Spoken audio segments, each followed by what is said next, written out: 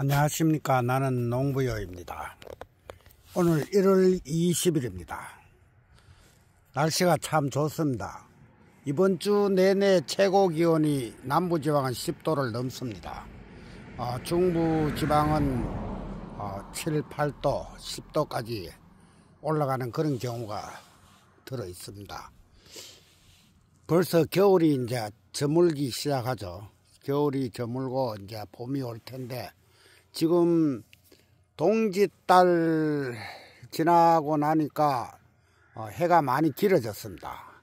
그만큼 낮 길이가 길고 태양의 일조 시간이 깁니다. 길면은 아침 기온이 영하로 많이 내려가더라도 낮 기온이 길기 때문에 영상에 있는 기온이 많기 때문에 마늘이 이제 서서히 뿌리가 활동을 시작합니다. 그래서 이렇게 바짝 마른 땅은 이제 물을 살짝 이번 주 살짝 넣어주는 것도 좋습니다. 비닐 밑에 아직 꿉꿉하면은 굳이 물 넣을 필요 없습니다. 지금 지하수 외에 이제 물은 시내가에 있는 물은 보통 영상 한 2, 3도 정도 되죠.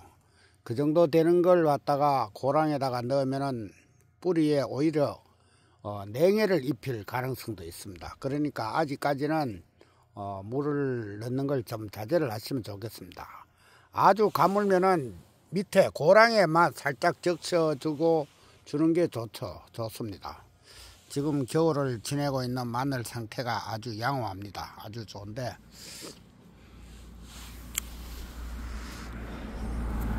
한번 보시죠.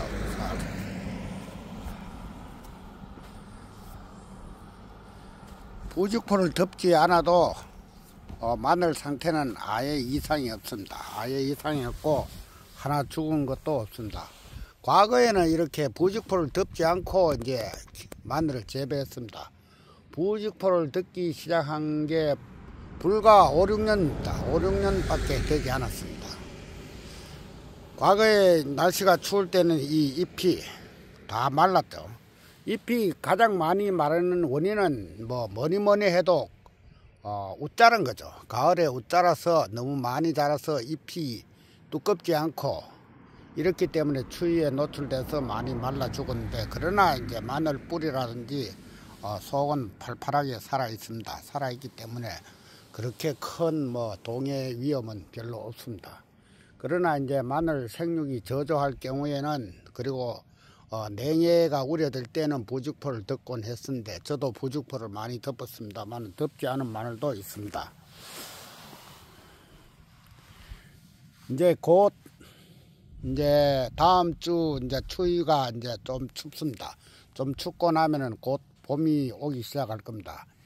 양파 같은 경우에 좋은 모종을 심었을 때는 2월 초에 부직포를 걷어야 되겠죠.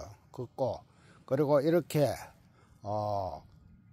부직포를 덮지 않는 마늘 같은 경우는 비 오는 날짜를 봐가면서 1차 추비를 넣어주는 것도 좋습니다. 서서히 이제 비나 눈이 오기 전에 1차 웃거름을 주시면 한 번 더 3번 정도 넣어줄 수 있는 기간이 생깁니다. 한꺼번에 많이 주는 것보다는 나눠서 주는 게 오히려 좋죠. 그러나 이 웃거름을 2월 말 3월 초까지는 끝내야 됩니다. 3월 초까지는 끝내면 좋은데 그렇지 못할 경우가 들어 있습니다. 비가 늦게 오거나 눈이 늦게 올 경우 이럴 때는 이제 늦게까지 이제 추비를 주게 되는데, 추비가 늦으면 그만큼 성장이 이제 더디고 이런데, 부직포를 덮지 않은 것은 일찍 주면은 이 비료가 땅속으로 스며드는 시간이 있기 때문에 오히려 더 좋다는 거. 그래서 2월 달이 되면은 2월 초부터 비 오는 날짜를 봐가면서 부직포를 덮지 않은 마늘은 1차 추비를 주면 좋겠습니다. 추비에 대해서, 비료에 대해서는 차차 말씀드리겠습니다만 1차 추비도 어느 정도 예상하시고, 고랑에 이 정도 말란 땅은 고랑에 물도 살짝 넣어주는 것도 좋습니다.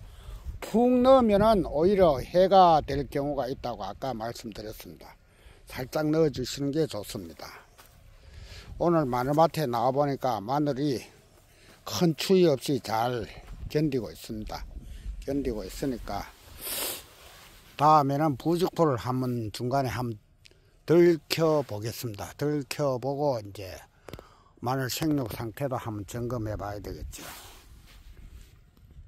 한번 보시죠. 마늘 괜찮습니다.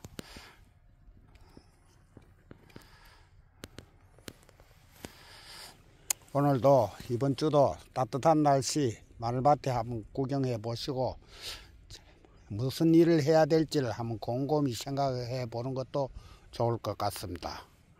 감사합니다.